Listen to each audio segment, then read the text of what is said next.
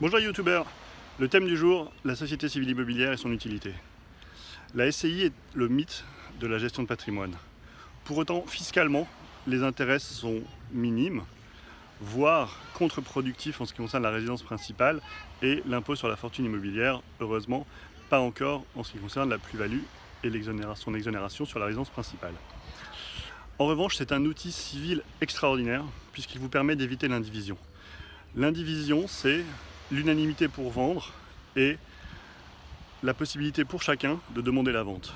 La SCI, des statuts librement négociés, vous permettent d'organiser cela comme vous le voulez. Vous pouvez maintenir l'unanimité ou vous pouvez prévoir des majorités pour vendre, pour décider de la jouissance, voire préserver le droit de jouissance d'un gérant associé sa vie durant.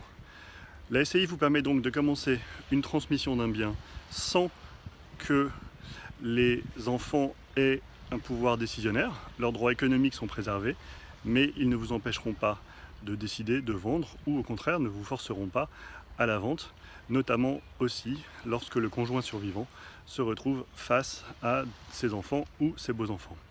L'autre avantage de la SCI, c'est la flexibilité, puisqu'elle vous permet de dissocier le financement de la propriété des parts, et donc quelqu'un qui a plus ou moins financé peut avoir une propriété de part différente, ainsi la répartition de la plus-value future sera différente de la répartition du financement initial.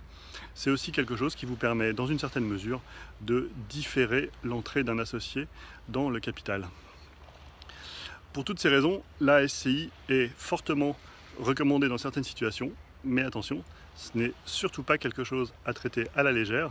Il faut très largement y réfléchir, très bien rédiger les statuts, et nous sommes là pour ça. Merci, à bientôt.